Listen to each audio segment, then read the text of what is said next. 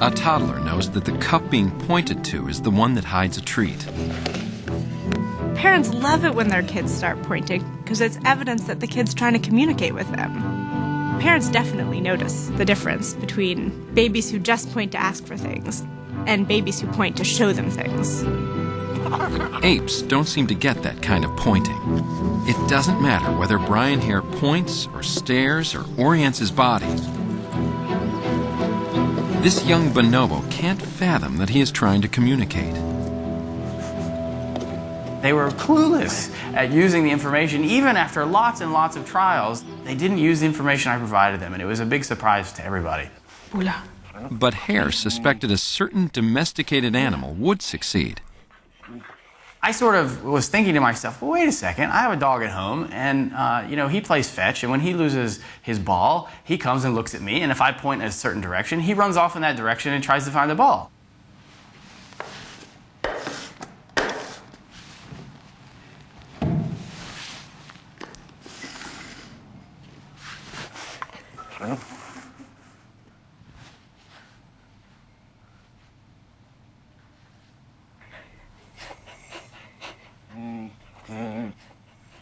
Okay. Sure enough, dogs get it. Why dogs and people, but not apes? The answer may spring from the way emotions collide with reason.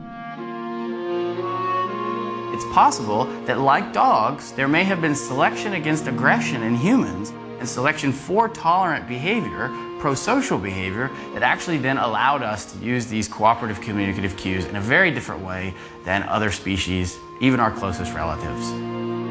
Pointing has a rational component too. It relies on a particular mental skill. A little difference that makes a big difference. Whenever I point, I'm actually directing your attention towards a third object, and you have to understand that my attention is on that object, and that I'm asking you now to attend to the same object. Yeah. So there's sort of a triangle between us and the object.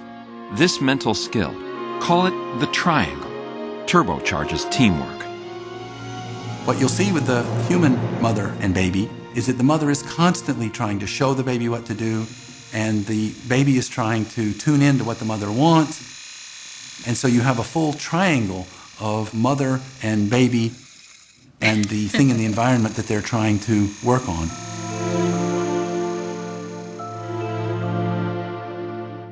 It's a special cognitive achievement.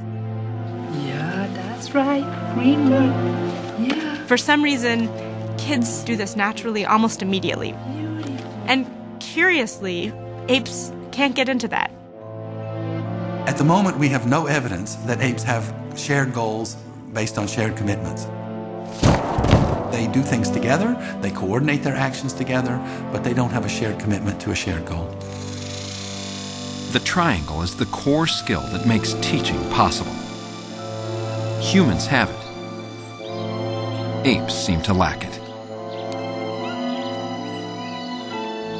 But apes are also missing one more thing. It's a key emotional driver. Another blue one on top. The passion to cheer each other on. Good. Good. Yeah, that's it. Yeah, like that. Good job. Well done. Good job. This kind of facilitation, giving a hand, encouragement, is the base of teaching. It seems like it's not just a cognitive capacity that's necessary for teaching. There's this other thing, which is wanting to teach, that seems to be really pervasive in humans and maybe mysteriously missing in apes. The pieces are now coming together. Apes have culture, a rare achievement in the animal world. They can learn from each other by imitation, but this process is passive, often slow, and can easily backslide. Probably there's a lot of slippage. There's a lot of loss of cultural innovations between generations when you're talking about a chimpanzee. If an ape invents something new and important and interesting, maybe some others will learn it, maybe they won't.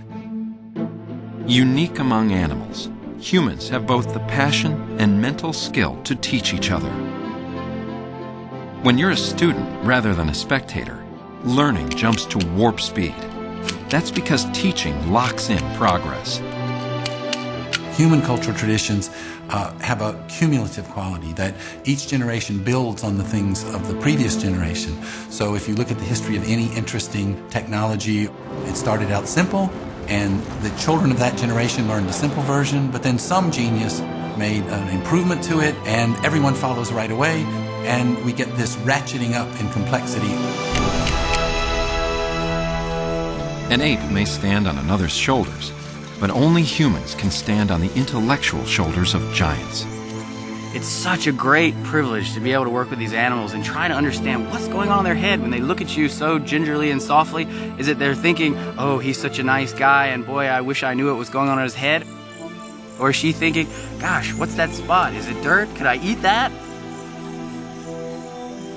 In spite of their limitations, when we look into the eyes of a fellow ape, we don't feel a gap, but a deep connection. We can't dismiss a chimp reaching out for help, or a group of unrelated bonobos rallying to the defense of another, or a mother refusing to let go of her dead baby.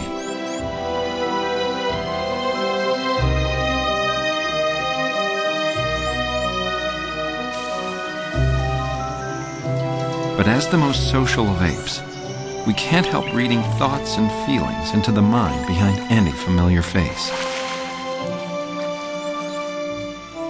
And perhaps that says more about us than them.